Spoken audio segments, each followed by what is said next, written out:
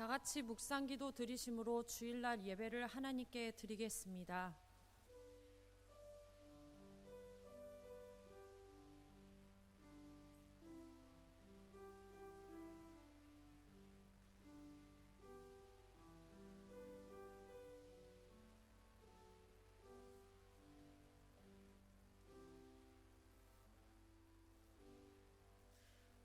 오늘은 종려주일입니다. 시편 31편 13에서 14절의 말씀을 힘입어 하나님을 예배하는 자리로 나아갑시다. 내가 무리의 비방을 들었으므로 사방이 두려움으로 감싸였나이다. 그들이 나를 치려고 함께 의논할 때 내 생명을 빼앗기로 깨어야나이다. 여호와여, 그러하여도 나는 주께 의지하고 말하기를 주는 내 하나님이시라 하였나이다. 아멘. 모두 일어나셔서 찬송가 29장 하겠습니다.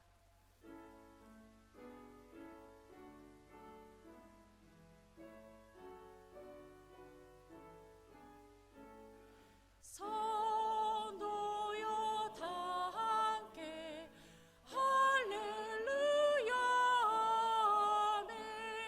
주 찬양하여라 할렐루야 아멘. 주 보좌 앞에서 택하신 은혜를 다 찬송하여라 할렐루야 아멘. 만문을 열어라 할렐루야 아멘. 온 하늘을 열라 할렐루야 아멘.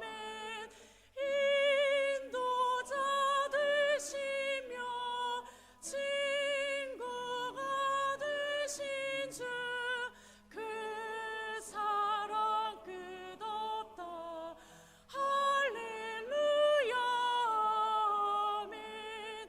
주 찬양하여라 할렐루야 아멘. 찬양은 끝없다 할렐루야 아멘. 거룩한 집에서 춘천길이며 늘 찬송 부르자 할렐루야 아멘. 사도신경으로 우리의 신앙을 고백하겠습니다. 전능하사 천지를 만드신 하나님 아버지를 내가 믿사오며 그 외아들 우리 주 예수 그리스도를 믿사오니 이는 성령으로 잉태하사 동정녀 마리아에게 나시고 본디오 빌라도에게 고난을 받으사 십자가에 못 박혀 죽으시고 장사한 지 사흘 만에 죽은 자 가운데서 다시 살아나시며 하늘에 오르사 전능하신 하나님 우편에 앉아 계시다가 저리로서 산 자와 죽은 자를 심판하러 오시리라. 성령을 믿사오며 거룩한 공회와 성도가 서로 교통하는 것과 죄를 사하여 주시는 것과 몸이 다시 사는 것과 영원히 사는 것을 믿사옵나이다. 아멘. 교독문 129번 종려주일 말씀을 봉독하겠습니다. 교독하겠습니다. 교독문 제 129번 종려주일 말씀을 교독하겠습니다. 시온에 따라 크게 기뻐할지어다. 보라, 내 왕이 내게 임하시나니 그는 공의로우시며 구원을 베푸시며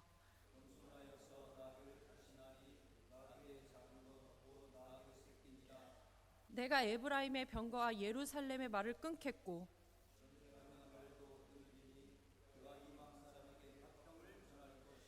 그의 통치는 바다에서 바다까지 이르고 앞에서 가고 뒤에서 따르는 무리가 소리 높여 이르되 주의 이름으로 오시는 이여 가장 높은 곳에서 호산나 하더라. 아멘. 다 함께 고백의 기도를 드리겠습니다. 주님, 어느덧 사순절 마지막 주간을 맞았습니다. 십자가를 향해 나아가시는 주님과 늘 동행하시기를 다짐했지만 어느새 주님과 멀찍이 떨어져 있습니다. 안전한 일상의 자리에서 골고다로 올라가시는 주님을 바라보고 있습니다. 주님, 닭 울음소리에 통해의 눈물을 흘렸던 베드로처럼 우리도 우리의 허물과 이중적인 모습을 깊이 반성하게 하옵소서. 주께서 사랑하셨던 제자처럼 끝까지 주님의 곁을 지키게 하옵소서. 진실한 마음으로 회개하는 자에게 주님께서 주시는 위로의 말씀을 들으십시오. 하나님의 사랑이 우리에게 이렇게 나타난 바 되었으니 하나님이 자기의 독생자를 세상에 보내심은 그로 말미암아 우리를 살리려 하심이라. 사랑은 여기 있으니 우리가 하나님을 사랑한 것이 아니요 하나님이 우리를 사랑하사 우리 죄를 속하기 위하여 화목제물로 그 아들을 보내셨음이니라. 아멘.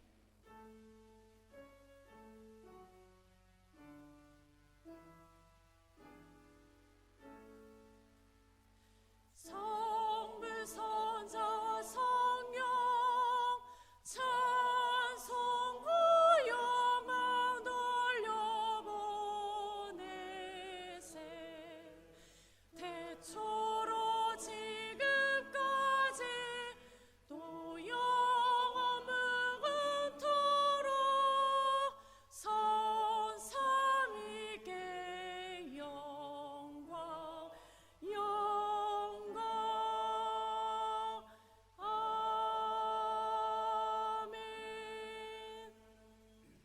자리에 앉겠습니다. 다 같이 기도하실 때 최영일 장로님 예배를 위해 기도하겠습니다.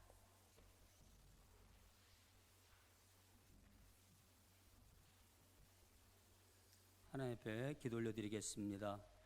호산나 다윗의 자손이여 찬송하리로다. 주의 이름으로 오시는 이여 가장 높은 곳에서 호산나라고 외치며 찬양드리옵나이다. 오늘도 거룩한 성의를 저희에게 허락하시며 특별히 종려 주일로 지킬 수 있게 하셔서 주님께서 평화의 왕 되심을 호산나로서 찬양케 해주시니 감사 올려드립니다. 이 시간 아버지 하나님 회개합니다. 자비로우신 주님, 저희는 섬김을 받으려고 오신 것이 아니라 다른 사람을 섬기는 종으로 오신 것 주님을 믿노라고 고백하면서도 사실상 섬김을 받으려 하고 더 높은 자리를 차지하려고 애를 씁니다.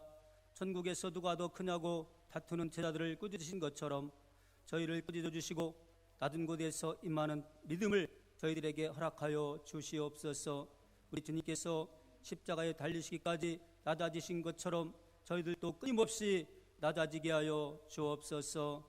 이 시간 교회를 위해서 기도합니다. 주님의 고귀한 아버지 피로 값주고 산 이 성광교회 주님을 따라 섬기는 자의 도리를 다할 수 있게 하여 주시옵소서.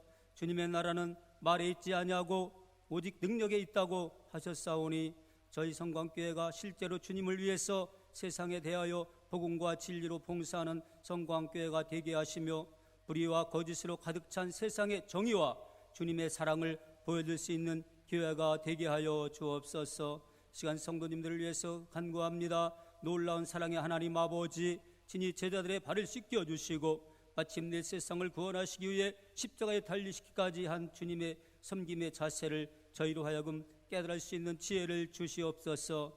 십자가의 도가 멸망하는 자들에게는 미련한 것이요 구원을 얻는 우리에게는 하나님의 능력이라고 말씀하셨사오니 이 말씀을 저희가 깨달아 알고 친히 십자가를 지고 주님을 따를 수 있게 하옵소서. 이 시간 영적으로나 육적으로나 고통당하고 있는 사랑하는 성도님들 있습니까? 평화의 왕께 호산나 찬송하려는 소리를 외치게 하여 주시며 오직 믿음으로 우리 주님을 영접할 때에 모든 질병이 예수 그리스도의 이름으로 완전히 치료되는 역사가 있게 하여 주셔서 아주 깨끗이 다 고침받는 놀라운 역사가 있게 하여 주옵소서.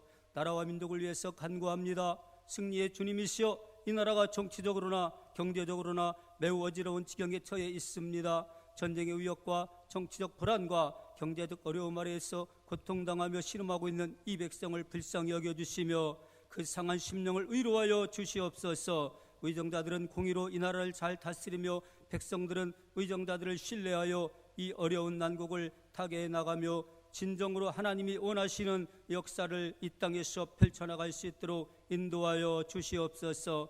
무엇보다도 이 땅의 교회들이 한마음 한뜻으로 오직 우리 주님께 아뢰며 참된 평화는 사람이나 무기를 의지하는 데 있는 것이 아니라 오직 주님을 믿고 따름으로써 주님 안에서 한 형제 자매가 되어 이기심을 버리고 서로 섬길 때에 주님의 축복으로 이루어진 것임을 확신케 하옵소서. 그래야 이 땅의 복음화를 위해서 더욱 열심을 다하여 복음의 증인으로서 나설 수 있도록 인도하여 주옵소서. 시간 예배를 위해서 간구합니다. 이 시간 저희들이 드리는 이 예배가 어린 나귀 새끼를 타고 예루살렘으로 입성하신 주님의 승리의 입성을 찬양하는 예배가 되게 하시며 이 예배를 통해서 저희가 이 대열에 동참할 수 있게 하옵소서. 특별히 시간 저희가 맨 먼저 주님을 모시는 영광을 얻은 어린 나귀 새끼에게서 말없이 주님을 모시는 그 깊은 믿음을 배울 수 있게 있도록 인도하여 주시옵소서.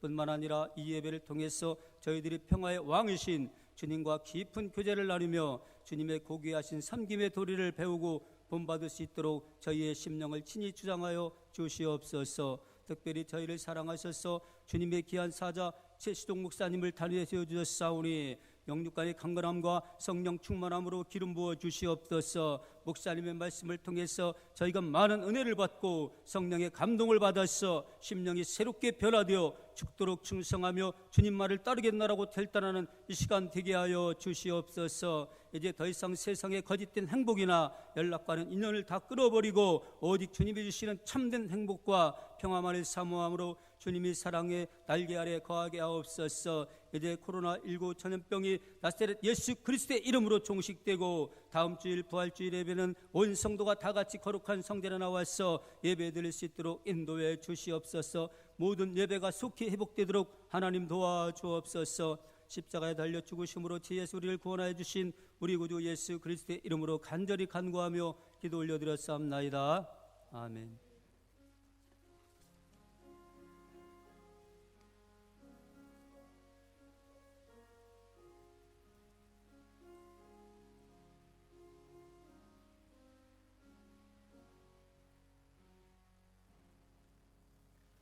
찬송가 144장 찬양하겠습니다.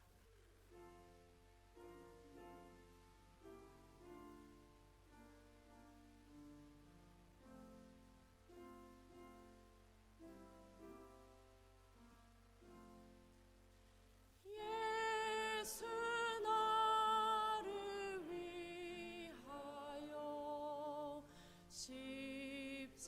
십자가를 지되 세상 죄를 지시고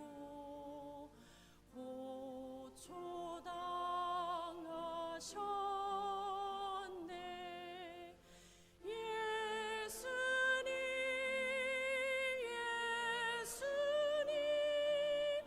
나의 죄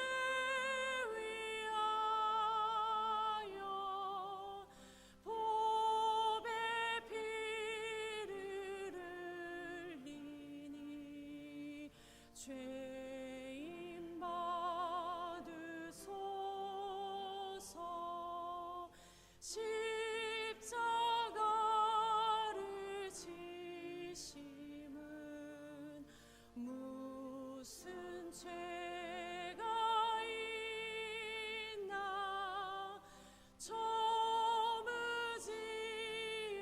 사람들 메시아 죽였네. 예수님 나의 죄 위하여 보배 피를 흘리니 죄인 받으소서.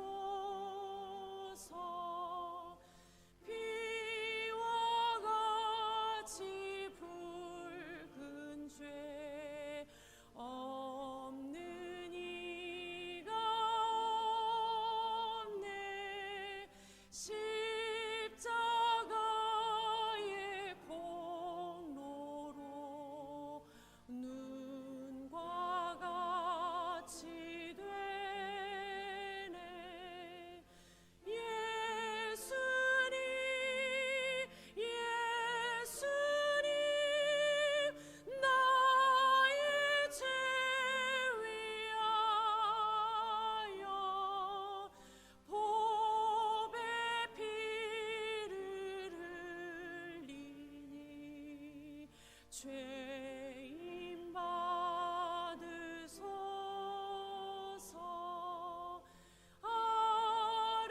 아름답다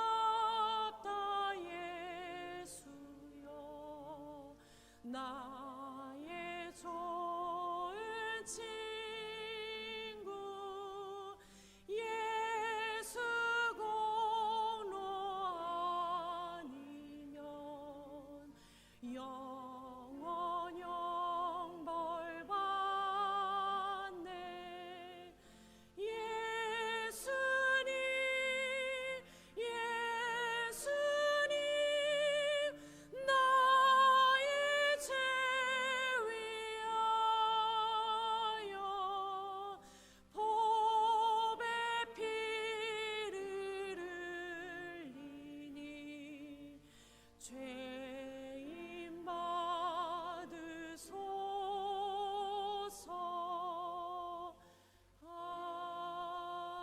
아멘. 오늘 주시는 하나님 말씀은 빌립보서 2장 5에서 11절입니다. 신약 성경 319쪽 빌립보서 2장 5에서 11절입니다.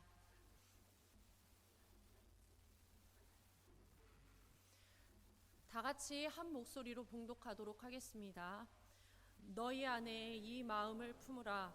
곧 그리스도 예수의 마음이니 그는 근본 하나님의 본체시나 하나님과 동등됨을 취할 것으로 여기지 아니하시고 오히려 자기를 비어 종의 형체를 가지사 사람들과 같이 되셨고 사람의 모양으로 나타나사 자기를 낮추시고 죽기까지 복종하셨으니 곧 십자가에 죽으심이라. 이러므로 하나님이 그를 지극히 높여 모든 이름 위에 뛰어난 이름을 주사 하늘에 있는 자들과 땅에 있는 자들과 땅 아래 있는 자들로 모든 무릎을 예수의 이름에 꿇게 하시고 모든 입으로 예수 그리스도를 주라 시인하여 하나님 아버지께 영광을 돌리게 하셨느니라. 최시정 담임 목사님 나오셔서 비움 예수 그리스도의 생애라는 제목으로 하나님 말씀 선포하실 때 은혜의 시간 되시길 바랍니다.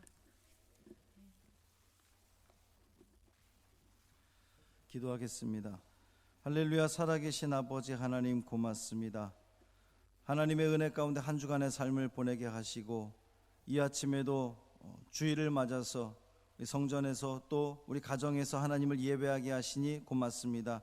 이 시간 주님 말씀을 기다립니다. 주님 말씀 듣기 위해 나왔사오니 주님 우리에게 말씀하옵소서. 주님 하늘의 말씀으로 들려지게 하여 주옵시고 이 말씀이 우리의 심령에 좋은 지침이 되게 하여 주옵시고 한 주간의 삶을 살아가면서 우리가 어떻게 살아가야 할지 분명한 길을 찾게 되는 은혜의 자리 되게 하여 주옵소서. 성령 하나님께서 친히 함께하여 주셔서 전하는 자 듣는 자 모두가 다 은혜가 되는 복 있는 자리 되게 하여 주옵소서. 우리 주 예수 그리스도의 이름으로 간절히 축복하며 기도합니다. 아멘. 인사하겠습니다. 주님의 평화가 여러분과 함께. 옆에 분과 인사 나누겠습니다. 주님의 평화가 당신과 함께.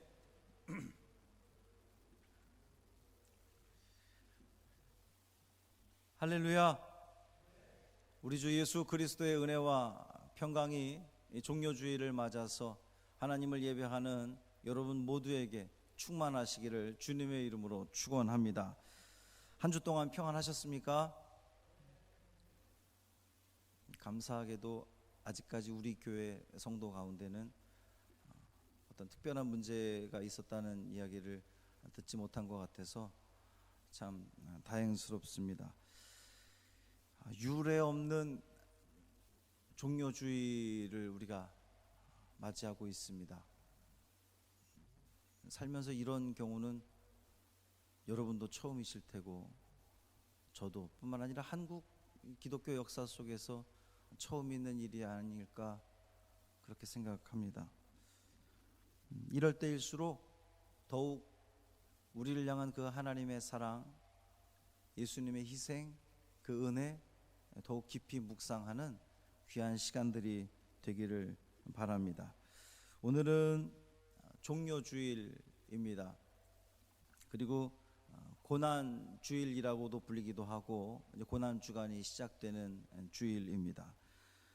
예수님께서 3년간 갈릴리를 중심으로 복음을 전파하시고 또 병자들을 고치시고 말씀을 증거하시고, 그리고 이제는 당신의 죽음을 일주일 앞두고 예루살렘 성에 입성할 때에 그 많은 사람들이 예수님을 종려나무 가지를 흔들며 환영했다. 그래서 유래된 것이 종려주일이지요.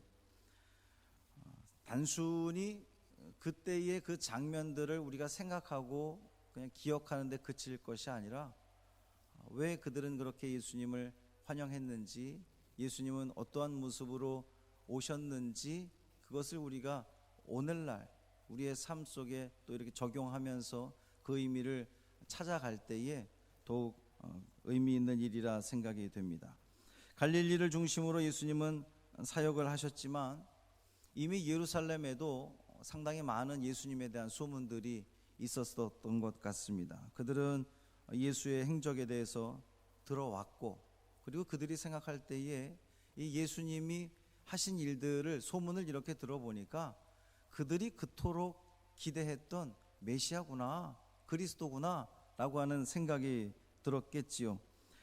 그래서 자신들을 이 로마의 굴레에서 벗어나게 해주실 메시아다, 구세주다, 이러한 기대, 그리고 어느 정도의 확신, 이런 것이 있었던 것 같습니다. 그래서 예루살렘 사람들은 전쟁에서 승리하고 돌아오는 개선 장군에게 행하는 그 종려나무 가지를 흔들면서 예수님을 맞이했습니다. 복음서에 보면 예루살렘 성에 입성하는 예수님의 모습을 다음과 같은 장면으로 묘사하고 있어요. 첫 번째 장면이 예수님이 나귀를 타고 예루살렘 성에 입성하는 그러한 장면입니다. 아주 멋지고 늠름한 백마를 타고 성에 입성하신 것이 아니라 나귀 새끼, 오늘 우리가 교동문에서도 함께 읽었지만 나귀 새끼를 타고 입성을 하셨어요. 왕이 타기에는 좀 적절해 보이지 않는, 초라해 보이는, 어울리지 않는 것 같은 나귀 새끼를 타고 예수님은 입성하셨습니다. 왜 그랬을까요? 예수님이 이 땅에 온 것은 섬김을 받으려 함이 아니라 도리어 섬기러 오셨기 때문에 그것을 증명하는, 그것을 나타내는 하나의 상징적인 표현이 나귀를 타고 오셨다는 겁니다. 대접받기 위해서가 아니라 오히려 섬기기 위해서 오셨음을 확실하게 보여주는 그러한 모습이었던 거죠. 예수님이 입성할 때 나귀를 탄 모습을 통하여서 앞으로 예수님이 어떠한, 그 일주일 동안 어떠한 길을 걸어가실 것인지에 대해서 미리 보여주는 그러한 모습이기도 합니다.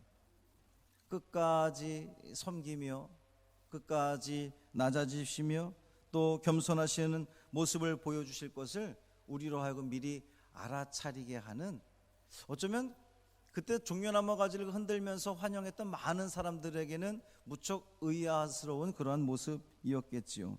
무리들은 예수님께서 자신들의 왕이 되어달라고 그렇게 요청을 하셨습니다만 예수님은 오히려 십자가의 길을 택하시게 되고 그들의 기대와는 정반대의 길을 걸어가게 됩니다.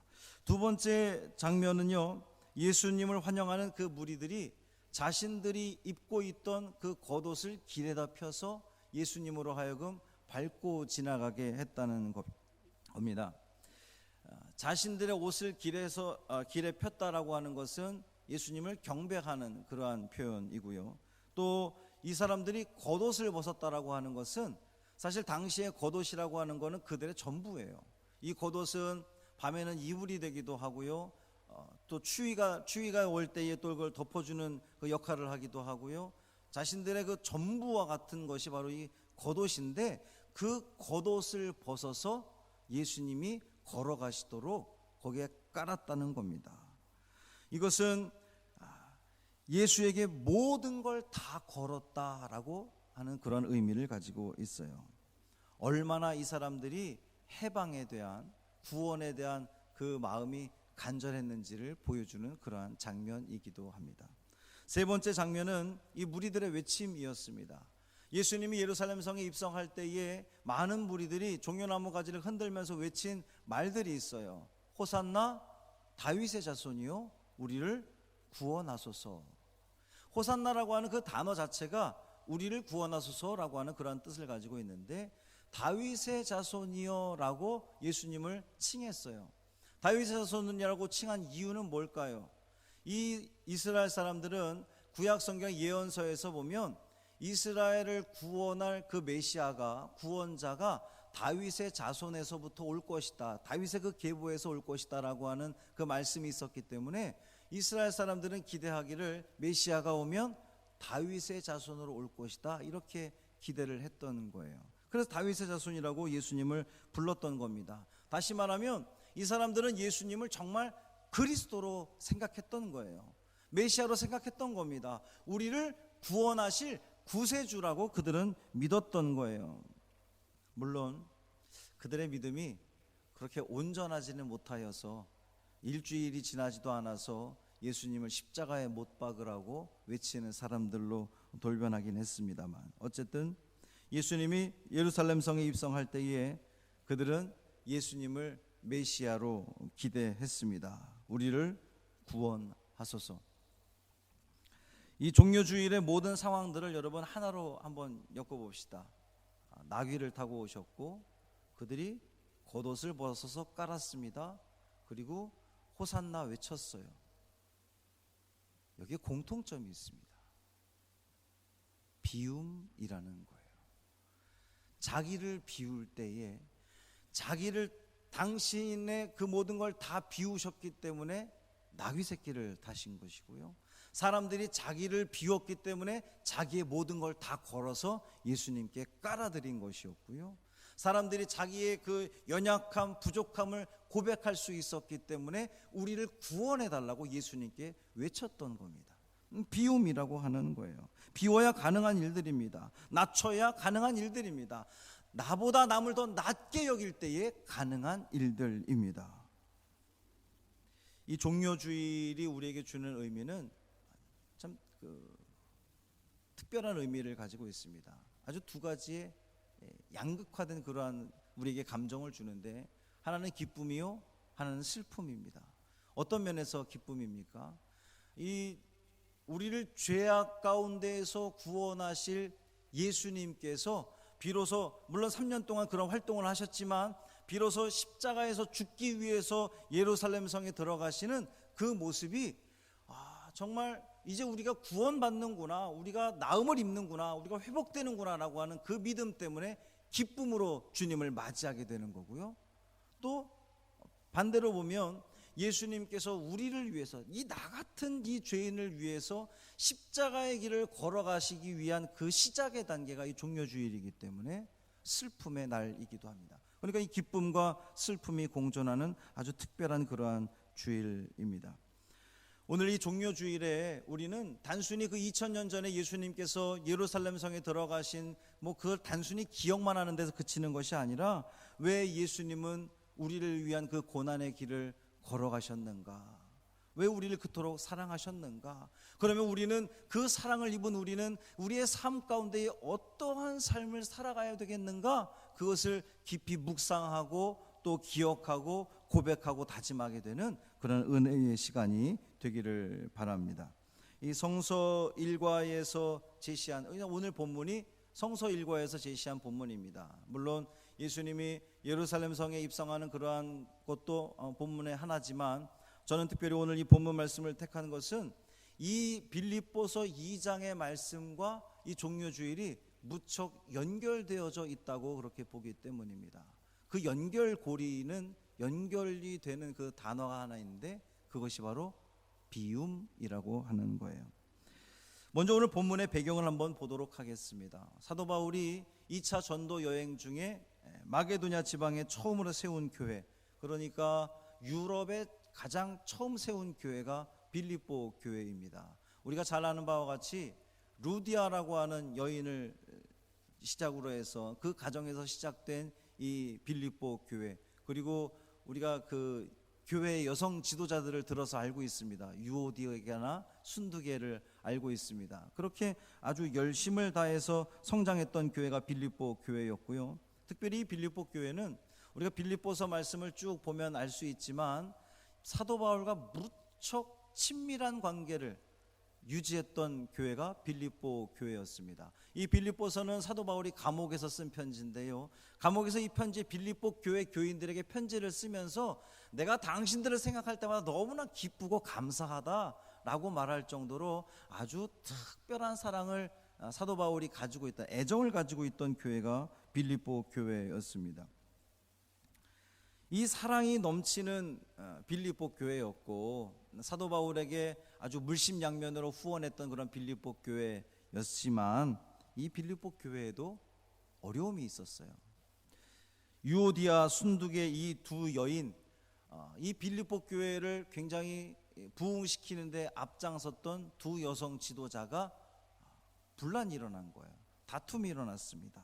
그래서 이것이 얼마나 고민이 됐던지 사도 바울이 그 사람들의 실명을 언급하면서, 우리가 생각할 때에 성도 여러분 다투지 마세요, 싸우지 마세요, 그냥 이렇게 뭉뚱그려서 얘기할 수도 있었지만 사도 바울이 빌립보서에서 유오디게와 순두게 이 실명을 거론할 정도로 이들의 다툼이 심각했다라고 하는 거예요.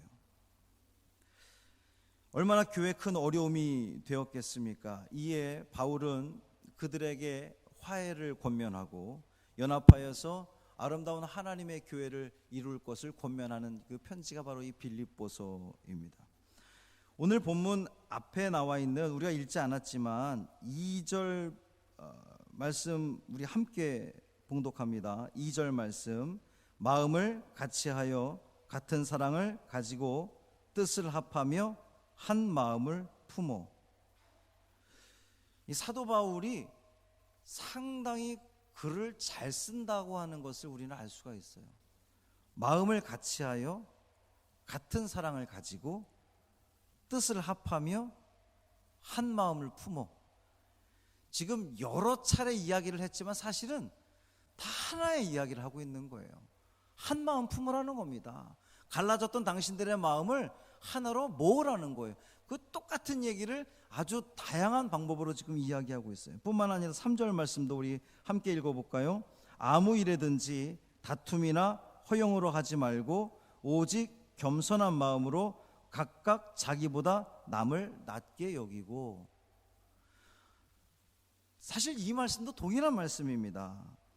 다툼이나 허영을 하지 말고 겸손한 마음으로 각각 자기보다 남을 낮게 여기고. 다 지금 같은 말을 하고 있어요. 4절 말씀도 볼까요? 함께 봉독합니다. 각각 자기 일을 돌볼 뿐더러 또한 각각 다른 사람들의 일을 돌보아 나의 기쁨을 충만하게 하라.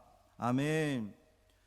지금 이 2절부터 4절에 있는 말씀들이 다 다양한 표현들을 쓰고 있습니다만 이야기하고자 하는 핵심은 하나입니다. 마음을 모으라는 거예요. 하나 되라는 겁니다. 화해하라는 거예요. 다툼을 버리고 이제는 하나 되라고 하는 이 바울의 권면입니다. 요즘 코로나 바이러스 일어나서 한국 이 사회에, 특히 한국 교회에 굉장히 많은 변화들이 일어났습니다. 긍정적인 변화라고 한다면 교회에 대한 생각들, 또 예배에 대해서 더 깊이 생각하고 묵상하게 되는 그러한 긍정적인 면들이 있었죠. 또 우리가 그동안 누려왔던 이 평범한 일상이 얼마나 귀하고 감사했는지 그것을 깨닫게 되는 그러한 은혜의 시간들이었습니다. 뿐만 아니라 교회가 과연 이 사회를 위해서, 이웃을 위해서 무엇을 할 수 있을까, 무엇을 해야 할까를 다시 한번 깊이 생각하게 되는 그러한 시간들이었습니다. 교회가 이 사회 속에서 어떠한 역할을 감당을 해야 될까? 그것에 대해서 많은 고민들이 있어 왔습니다. 물론 부정적인 영향도 있습니다. 제가 생각하기에 부정적인 영향은 교회의 또 다른 분열입니다. 이 현장 예배를 드리는 문제를 가지고 아주 굉장히 치열하게 극단적으로 나뉘는 것을 볼 수가 있어요. 성도 여러분들은 얼마나 피부로 느껴지는지 모르겠는데 이 SNS 활동을 좀 많이 하시는 분들은 아마 잘 아실 겁니다. 얼마나 이게 온라인상에서 열띤 공방이 벌어지고 있는지 몰라요. 현장 예배를 드리는 것에 대해서 긍정적으로 생각하는 사람, 또 부정적으로 생각하는 사람, 특히 목회자들 세계에서 굉장히 이것으로 인하여서 나뉘어지는 모습을 보게 됩니다. 다음 주 부활절 예배를 가지고도 아마 이런 공방은 계속될 것 같은데요.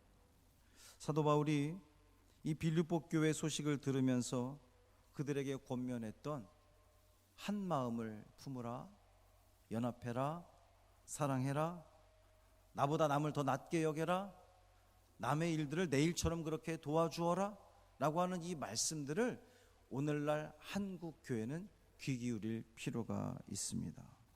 왜 그렇게 해야 되는지가 오늘 본문을 통해서 우리에게 알려주고 있어요. 그 이유가 뭡니까? 한마디로 그리스도 예수의 마음을 품으라 라고 하는 거예요. 분열되고 다툼이 있는 이 빌립보 교회를 향한 바울의 외침은 그리스도 예수의 마음을 품어라. 그래야만 그 다툼과 나누어짐이 해결될 수 있다라고 하는 겁니다. 분열을 치유하는 방법은, 나눔을, 이 다툼을 그치게 하는 방법은 그리스도 예수의 마음을 품는 것입니다. 그리스도 예수의 마음을 품는다면, 주님을 품고 살아간다면 다툼이 없겠죠. 당연히 그럴 것입니다. 우리 주님은 평화의 왕이시고 둘로 나뉘는 것을 하나로 묶으시는 우리 주님이시기 때문에 우리 그리스도 예수의 마음을 이 마음 속에 품는다면 우리는 그 모든 다툼에서 해방될 것입니다. 벗어날 수 있을 거예요. 화해를 이루고 평화를 만들 수 있을 것입니다. 그리고 구체적으로 그리스도 예수의 마음이 어떠한 마음인지를 오늘 본문을 통해서 알 수가 있습니다. 한 마음 되기 위해서, 연합하기 위해서, 다툼을 그치고 평화의 길로 가기 위해서 우리는 어떻게 해야 되느냐, 그 말씀이 오늘 우리가 함께 봉독했던 말씀 가운데 있습니다. 너희 안에 이 마음을 품으라. 곧 그리스도 예수의 마음이니 그는 근본 하나님의 본체시나 하나님과 동등됨을 취할 것으로 여기지 아니하시고, 하나님의 본체셨지만 동등됨을 거절하셨다는 겁니다. 자기를 비워서 사람들과 같이 되셨답니다. 자기를 낮추셨습니다. 죽기까지 복종하셨습니다. 십자가에 달리셨습니다. 바울이 지금 여러 가지 표현들을 하고 있지만 사실 이 말씀도 하나의 공통점이 있어요. 여러분, 동등됨을 거절했어요. 자기를 비웁니다. 자기를 낮춥니다. 죽습니다. 복종합니다. 십자가에 달렸습니다. 이 단어들이 한 단어로 귀결됩니다. 그 단어는 비움이라는 거예요. 자기를 비웠기 때문에 하늘 보좌를 버리시고 낮추시고 그것을 거절하시고 하나님과 동등됨을 취할 것을 거절하시고 죽기까지 복종하시고 십자가에 달려 죽으신 이 예수님의 그 모습은 한마디로 비움이라는 거예요. 이 비움을 헬라어로 그 원어를 보면 케노시스라고 하는 단어를 쓰고 있습니다. 케노시스라고 하는 단어는 어떤 통을 가져다가 그 통 안에 있는 그 물건들이 하나도 남김없이 다 끄집어낼 때에 그 비로소 케노시스다, 비움이다 이렇게 쓰는데요. 예수님은 스스로 하나님의 본체, 하나님의 자리를 비우시고 종의 형체를 입으셨습니다. 하나님으로서 누릴 수 있는 그 모든 권리를 다 포기하셨다는 거예요. 자신이 받을 수 있는 그 영광을 다 포기하셨다는 겁니다. 겸손의 자리로 내려가셨다는 겁니다. 겸손의 자리로 내려가신 그 명예를 다 버리고 내려가신 것이 바로 예수님의 마음이었다는 겁니다. 예수님의 생애를 한마디로 정의하면 비움이라는 거예요. 하늘 보좌를 비우시고 이 땅에 성육신하신 주님, 십자가에 달리셔서 당신의 그 모든 피와 살과 물을 다 쏟으면서 비우셨던 우리 예수님, 마침내 죽어 무덤에 장사되었지만 사흘 후에 그 무덤은 비어 있었습니다. 예수님의 그 모든 생애는 한마디로 말하면 비움의 사건이었다는 거예요.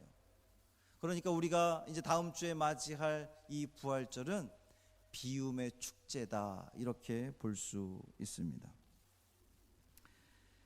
다음 주일 부활절을 앞두고 주님의 이 비움을 통해서 우리는 은혜 받기를 원합니다. 기쁨과 감사로 맞이하는 부활절이 되기를 바라고, 우리의 삶 속에서도 그 비움을 실천할 때에 주님의 마음을 품게 되는 것이고, 주님의 마음을 품을 때에 우리 안에 있는 그 모든 다툼과 그런 분열들을 해결할 수 있을 것이고, 우리가 이 비움을 실천할 때에 하나님께 영광 돌리는 우리의 삶이 될 줄 믿습니다. 구체적으로 이 비움에 대해서 한번 생각해 보겠습니다. 첫 번째가 비어있는 보좌입니다. 예수님은 근본 하나님의 본체셨습니다. 하나님과 동등되신 분이셨습니다. 성자 예수님이셨어요. 하나님이셨습니다. 하나님과 동등한 지위를 가지셨기 때문에 하나님과 함께 그 자리에 있어야 마땅하신 것인데 그 자리를 비우셨다는 거예요. 그 명예스러운 자리를, 영광스러운 자리를 비우셨다는 겁니다. 그리고 이 땅에 사람의 몸을 입고 성육신 하셨습니다. 이 세상을 구원하는 하나님의 원대한 구원 계획을 이루셨습니다. 높은 자리에 대한 욕심을 버리지 않고는 우리는 그 어떤 하나님의 뜻도 이룰 수 없다는 거예요. 우리가 수십 년 동안 신앙생활을 하면서 우리 하나님을 섬기겠습니다, 이웃을 섬기겠습니다, 우리는 말로는 그렇게 하는데 왜 그게 되지 않습니까? 왜 어렵습니까? 여전히 우리는 뭔가 좀 뻣뻣한 것 같고요, 고개에 힘이 들어간 것 같고요. 왜 우리는 여전히 그렇습니까? 온전히 비워내지 못했기 때문입니다. 내가 장로기 때문에, 내가 권사기 때문에, 내가 목사기 때문에 여전히 우리는 온전히 비워내지 못했기 때문에 그 하나님의 뜻을 이루어낼 수 없었던 거예요. 예수님처럼 당신의 그 모든 영광, 그 자리, 명예, 그 모든 걸 다 포기하고 비워내고 살아가야 우리는 하나님의 뜻을 이루는 주님의 통로로 쓰임받게 될 줄 믿습니다. 다툼이 그치기 위해서는 우리는 비워야 돼요. 우리는 비워야 됩니다. 자존심도 비우고, 우리의 자리를 비우고, 명예를 비우고, 내 주장을 버릴 때에 우리는 참된 화해를 이루어내게 될 줄 믿습니다. 두 번째가 비어있는 십자가입니다. 이 개신교의 십자가와 가톨릭의 십자가는 다르죠.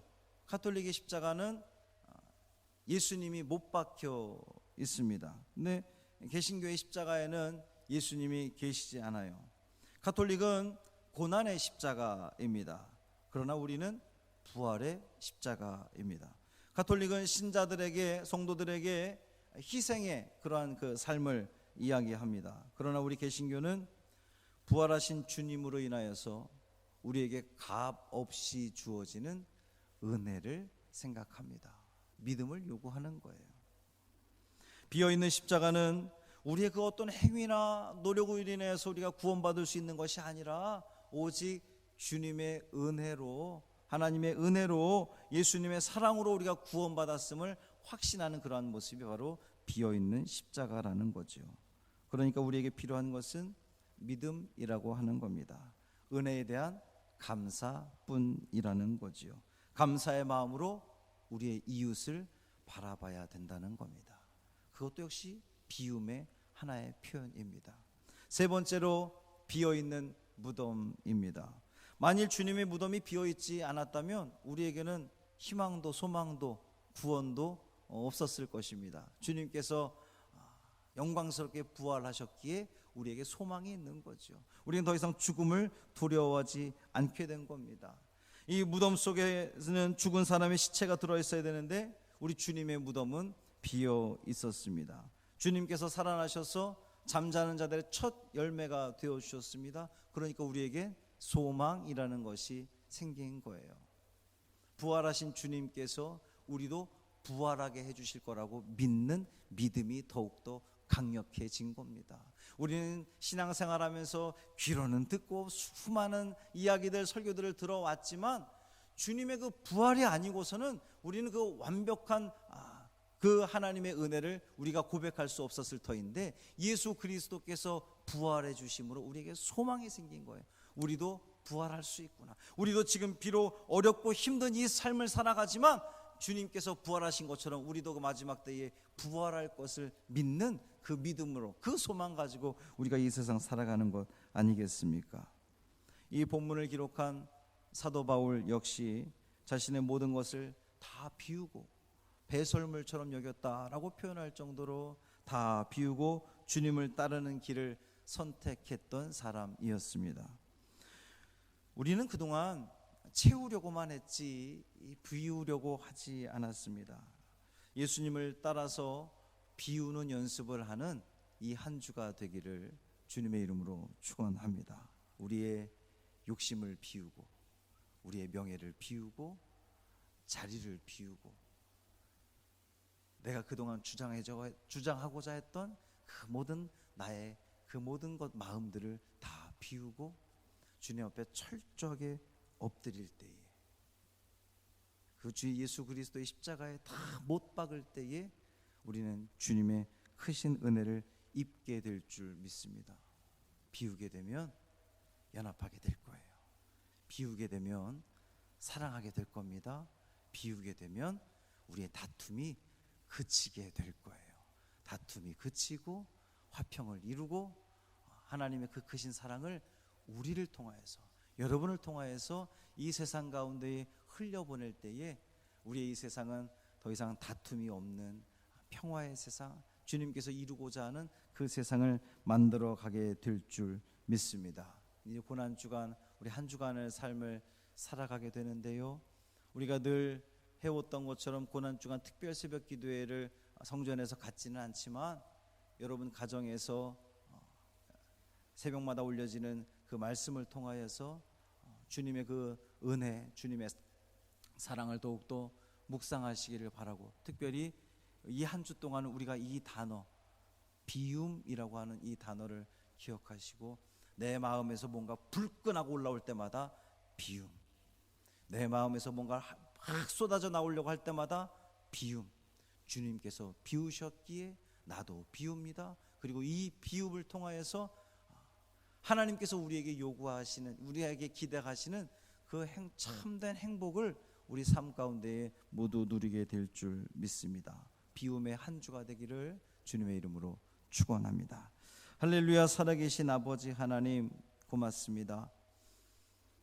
하늘 보좌를 비우시고 낮고 낮은 이 땅 가운데 찾아오셔서 우리의 구세주가 되어주신 주님, 섬김을 받으려 하지 않고 끝까지 섬김의 모습을 보여주셨던 주님, 나귀 새끼를 타고 입성하시고 자신의 모든 것을 다 비워내시며 십자가에서 쏟으셨던 그 주님, 마침내 그 무덤까지도 비우셨던 그 주님, 그 주님의 비움을 우리가 묵상하며 이 고난주간 한 주간의 삶을 살아가면서 우리를 향한 예수님의 그 놀라운 은혜와 사랑을 묵상하는, 기억하는, 또 다짐하게 되는 우리 믿음의 성도들 되게 하여 주옵소서.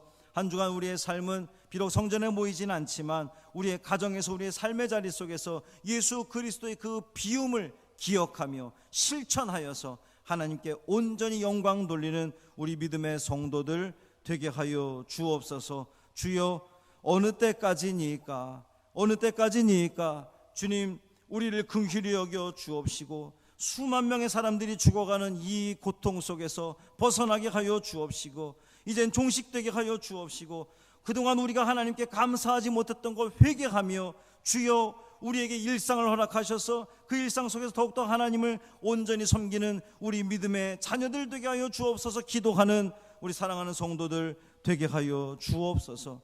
감사드리며 예수님 이름으로 간절히 축복하며 기도합니다. 아멘. 찬송가 216장 찬양하겠습니다.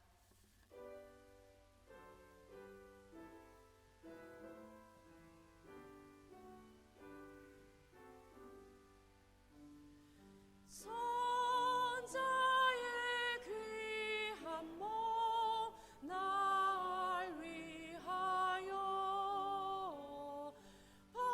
버리신 그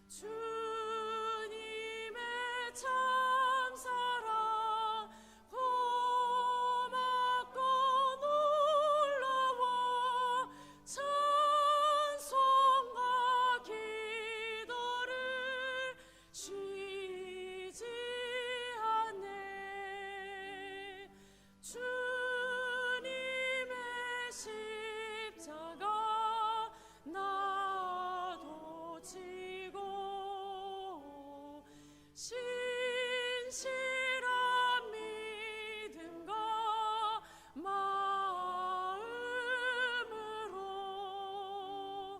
현재의 사랑과 친절한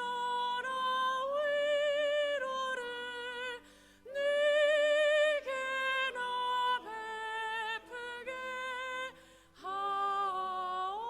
하옵소서.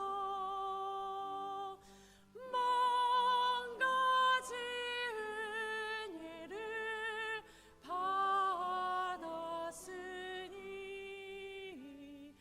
내 평생 슬프나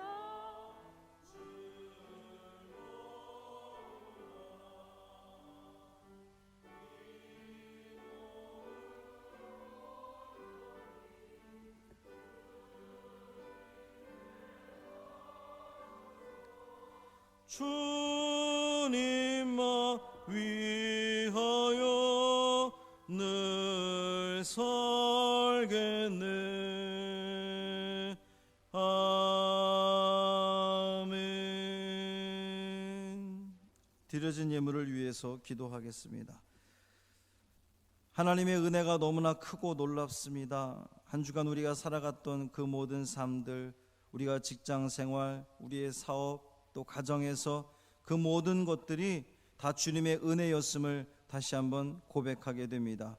그 마음을 가지고 주님께 예물을 드리오니 받아 주옵소서. 11조로 드립니다. 감사헌금으로 드립니다. 성경금으로 드리고 작정헌금으로 또 월삭헌금으로 목적헌금으로 또 대출 상환헌금으로 뿐만 아니라 건축헌금으로 우리의 마음과 뜻과 정성을 모두 주님께 드립니다. 주님 받아 주옵소서. 우리의 삶이 참 힘들고 어렵지만 최선을 다해서 주님께 기쁨을 가지고 드린 그 예물들 가운데에 주님 함께하여 주옵시고 예물 드린 손길마다 복 주셔서 하늘의 신령한 복으로 채워지는 은혜를 체험케 하여 주옵소서. 그 모든 가정들이 기쁨이 넘치게 하여 주옵시고 은혜가 더욱더 풍성해지게 하여 주옵시고 하나님이 그 크신 사랑 늘 입술로 고백하며 찬양하는 복 있는 자리 되게 하여 주옵소서. 예물 쓰이는 곳마다 함께 하여 주옵시고 단 한 푼도 허투루 쓰이지 않게 하여 주시며 하나님 나라를 온전히 이루는 데에 귀하게 쓰임받는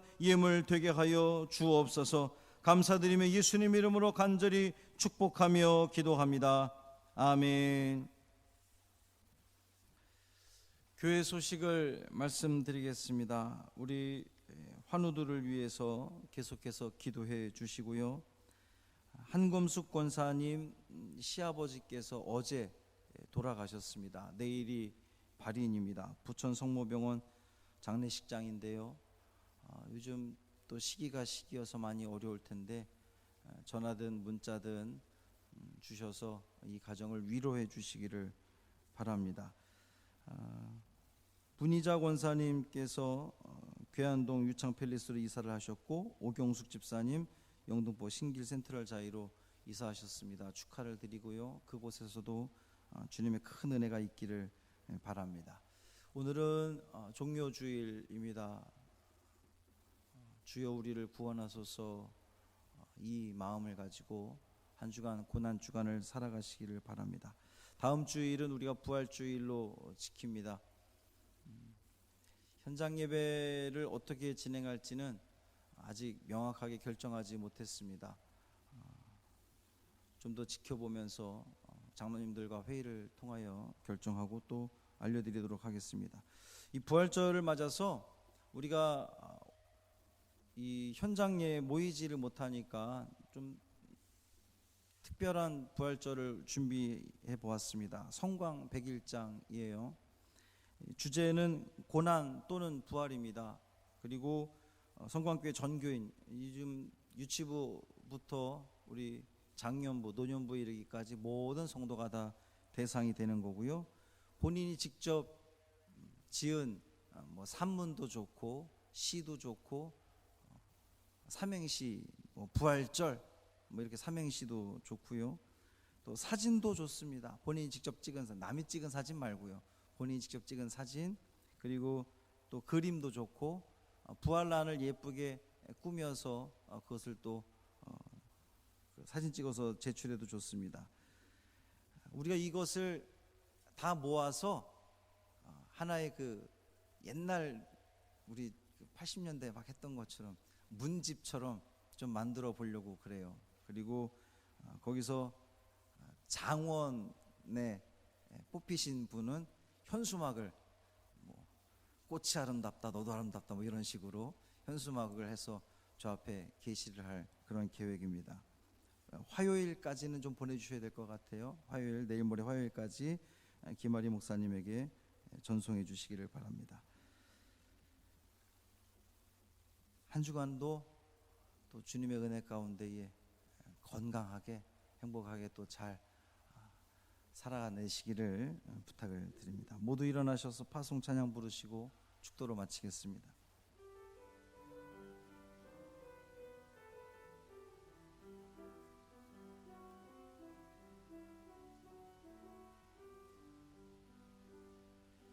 내게 주어진 하루를 감사합니다. 내게 또 하루를 허락하심을 이 하루도 헛되이 보내지 않으며 살기 원합니다. 이러는 종 받을 만한 자격 없지만 주의 인자하심이 믿음으로 이 하루도 내게 주어졌음 인하여 감사드립니다.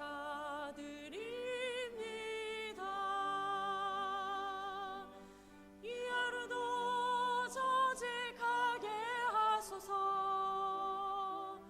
이 하루도 친절하게 하소서. 내가 만나는 모든 사람들에게 자비를 베풀게 하소서. 이 하루도 온유하게 하소서. 이 하루도 겸손하게 하소서. 나의 걸음을 지치게 만드는 이들에게 용서를 베풀게 하소서.